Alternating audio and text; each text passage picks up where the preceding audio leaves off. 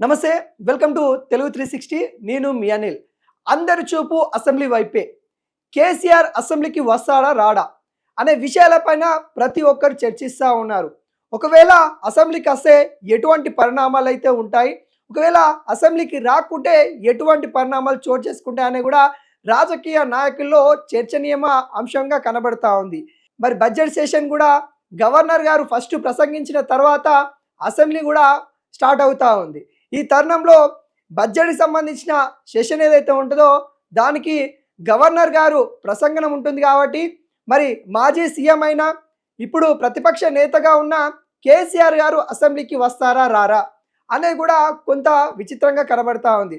ఎందుకంటే ఈరోజు బీఆర్ఎస్ భవన్లో కూడా కేసీఆర్ ఎవరైతే ఎమ్మెల్యేలు కానీ ఎమ్మెల్సీ కానీ ఎవరైతే ఉన్నారో వాళ్ళందరినీ కూడా పిలిపించుకొని మనం ఏ అంశాలపైన కొట్లాడాలి, అసెంబ్లీ వేదికగా తెలంగాణ ప్రజలకు ఇస్తా అన్న హామీలు ఎవరైతే కాంగ్రెస్ పార్టీలు ఇస్తానో ఆ హామీలు నెరవేర్చడానికి వాళ్ళపైన ఒత్తిడి తీసుకొని రావాలి, ఏ అంశాల మీద బలంగా కొట్లాడాలనే అంశాలన్నీ కూడా ఈరోజు కేసీఆర్ అధినేత బీఆర్ఎస్ అధినేత ప్రతి ఎమ్మెల్యేను కూర్చోబెట్టుకొని చెప్పిన సందర్భం కనబడతా ఉంది. ఈరోజు బీఆర్ఎస్ భవన్ కూడా మొత్తం ఎమ్మెల్యేలు ఎమ్మెల్సీలతోని నిండిపోయింది.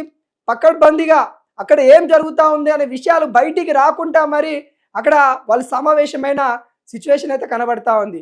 మరి రేపు ఒకవేళ కేసీఆర్ వస్తే ఏ విధంగా ఉంటుందంటే రేపు గవర్నర్ గారి ప్రసంగం ఉండబోతా ఉంది. ఆ ప్రసంగంలో కూడా దాదాపుగా చర్చనీయంగా ఏం జరుగుతూ ఉందంటే మోడీ గారు బీజేపీ వాళ్ళ పరిపాలన మీద వ్యతిరేకంగానే అక్కడ ఉన్నట్టు కూడా తెలుస్తూ ఉంది. మరి సెంట్రల్ గవర్నమెంట్ మనకి ఏమి ఇవ్వలేదు అనే విషయాలపైన అందులో పొందుపరిచినట్టు కూడా కనబడతా ఉంది. ఇవన్నీ అంశాలపైన కూడా మరి గవర్నర్ గారు ఎలా స్పందిస్తారు, మరి బీజేపీ పైనే బడ్జెట్ సెషన్ కొంత వ్యతిరేకంగా అందులో బీజేపీ ఏమి ఇవ్వట్లేదు, ఉన్న బడ్జెట్నే సరళించి బడ్జెట్ పెడతా ఉన్నామనే అంశాలపైన చెప్పే ప్రయత్నం కాంగ్రెస్ చేస్తూ ఉన్న పరిస్థితి అయితే కనబడతా ఉంది.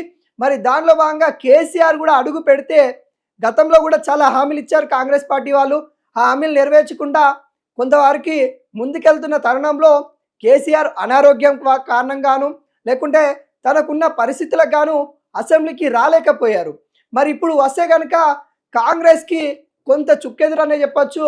ఎందుకంటే కేసీఆర్ గారు ప్రతిపక్షంలో ఉంటే తను మాట్లాడే తీరు కానీ లేకుంటే ప్రజల పక్షాన ఉంటాడు కాబట్టి ఖచ్చితంగా కాంగ్రెస్ గవర్నమెంట్ని ప్రశ్నించే తరుణం కనబడతా ఉంది. కాబట్టి దానికి సమాధానంగా సీఎం రేవంత్ రెడ్డి గారు కానీ డిప్యూటీ సీఎం బట్టి విక్రమార్క మల్లు కానీ ఫైనాన్షియల్ మినిస్టర్ కూడా బట్టి విక్రమార్క మల్లు గారు ఉన్నారు. కాబట్టి వీళ్ళు ప్రధానంగా కేసీఆర్కి సమాధానం చెప్పాల్సిన పరిస్థితి ఉంటుంది. కాబట్టి మరి కేసీఆర్ ఒకవేళ రాకుంటే ఏ విధమైన పరిస్థితులు అంటే కేసీఆర్ ఒకవేళ అసెంబ్లీకి రాకుంటే దాదాపుగా 60 రోజులకి పైగా గైర్హాజరుగా అంటే అసెంబ్లీకి రాకుండా ఉంటే ఎమ్మెల్యేల పైన చర్యలు తీసుకుంటారన్నట్టు కూడా ఒక సందేహం కూడా కనబడతా ఉంది. అంటే ఇప్పటికే కేసీఆర్ అసెంబ్లీకి చాలాసార్లు కూడా రాలేదు. ఇవన్నీ అంశాలపైన కూడా మరి కొంత చర్యలు తీసుకుంటారు కాబట్టి ఖచ్చితంగా కేసీఆర్ అసెంబ్లీకి అడుగు పెట్టనున్నట్టు కూడా కనబడతా ఉంది.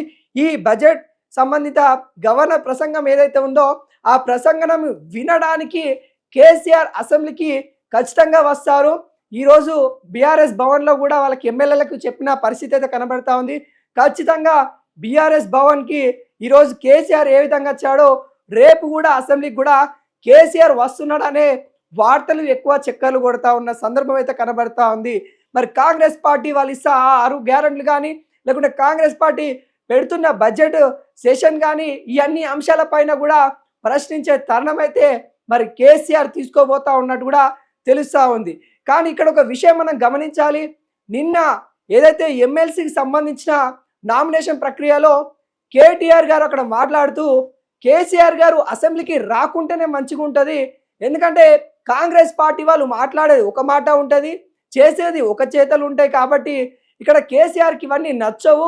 ఇలాంటి తరుణంలో కేసీఆర్ గారు ఇక్కడికి వచ్చి ఇబ్బంది పడడం కంటే కేసీఆర్ గారు అసెంబ్లీ రాకుండా ఉంటేనే బాగుంటుందని తన యొక్క భావన వ్యక్తం చేసిన తరుణం కనబడతా ఉంది. అంటే కేసీఆర్ రావద్దనే కోరుకుంటున్న పరిస్థితి ఇక్కడ కనబడతా ఉంది.